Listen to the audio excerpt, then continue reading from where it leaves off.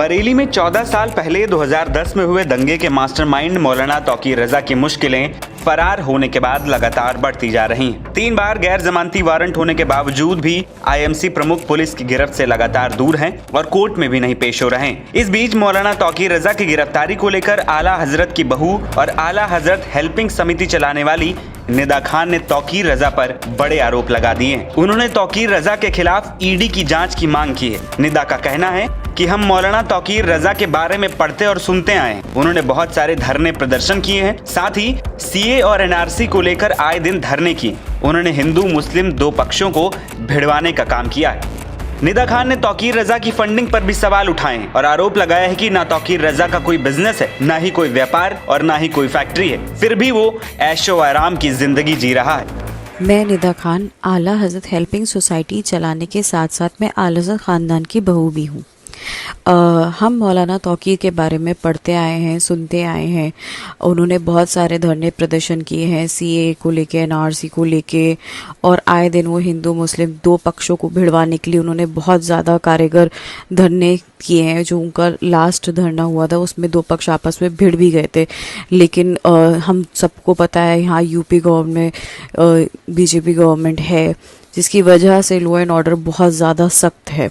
कई बार उनकी कोशिशें ये नाकाम रही हैं, लेकिन देखा जाए 2010 के दंगे जो हुए थे उसमें अब वो सीधे सीधे आरोपी हैं और 3 गैर जमानती वारंट जारी होने के बावजूद तौकीर रजा खां बिल्कुल ही हिरासत में नहीं आए। वो गायब हैं।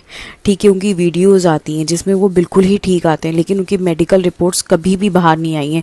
सिर्फ बातें करने से कुछ नहीं होता, लेकिन मेडिकल रिपोर्ट्स अभी तक गायब है। दूसरी बात, मौलाना तौकीर बहुत ही ज़्यादा लेविशिंग लाइफ जीते हैं। उनका बेटा ऑस्ट्रेलिया में एक लेविशिंग लाइफ जी रहा है, पढ़ाई कर रहा है। हम सबको पता है ऑस्ट्रेलिया की पढ़ाई कितनी ज़्यादा एक्सपेंसिव है, लेकिन कभी कोई ये नहीं सोच पाया कि मौलाना तौकीर के पास फंडिंग आ कहाँ से रही है, वो इतनी लेविशिंग लाइफ जी कैसे रहे, अपना स्टेटस कैसे मेंटेन कर रहे हैं, जबकि उनके पास कोई बिजनेस नहीं है, कोई फैक्ट्री नहीं है, कुछ नहीं है। तो ये फंडिंग आ कहाँ से रही है? तो मैं अपनी गवर्नमेंट से रिक्वेस्ट करती हूँ कि ऐसे जो भी लोग हैं उनके ऊपर ईडी की जांच होनी चाहिए कि ये पैसा आ कहाँ से रहा है, ये फंडिंग कहाँ से आ रही है जो हमारे देश में नफरत पैदा कर रही है। उनकी वजह से 2 पक्ष आपस में भिड़ने के लिए, मारकाट करने के लिए तैयार हैं, क्योंकि वो अपने आप को ऐसा साबित करते हैं कि जैसे वो बहुत बड़े विक्टिम हैं या लीडर हैं और अपनी बातों से लोगों को ब्रेन वॉश करते हैं। तो मुझे लगता है कि ऐसे आदमी के ऊपर सख्त कार्रवाई होनी चाहिए जो 3 गैर जमानती वारंट होने के बावजूद भी गायब है। जब से मैंने फेसबुक पोस्ट डाला है तब से लगातार लोगों की मेरे पास धमकियाँ आती हैं और तरह तरह की बातें वो करते हैं। इवन वो मेरी जो केसेस चल रहे हैं उसको लेके चैलेंज करने की बात करने लगते हैं, मुझे मारने की धमकियाँ देने लगते हैं। तो इस आदमी को अगर मैं उसके बारे में कुछ बोल भी रही हूँ तो उसके सपोर्टर्स मेरे ऊपर आके मुझे गाली गलौज करने लगते हैं।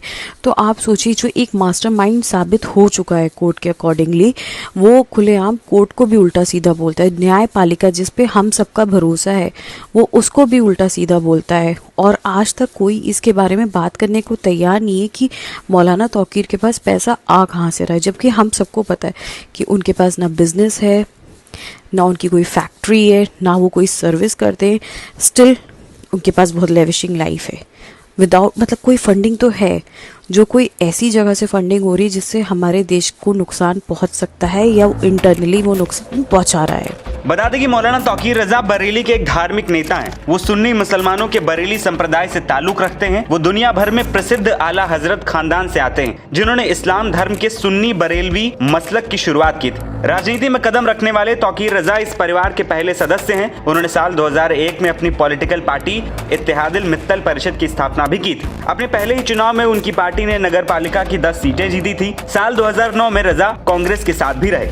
उत्तर प्रदेश के बरेली में हुए हिंदू मुस्लिम दंगों में तौकीर रजा को पुलिस ने आरोपी बनाते हुए गिरफ्तार किया था। इस मामले में कोर्ट ने उन्हें आरोपी माना, जिसके बाद उनके खिलाफ 3 बार गैर जमानती वारंट जारी हो चुका है, लेकिन फिलहाल वो पुलिस की गिरफ्त से दूर है।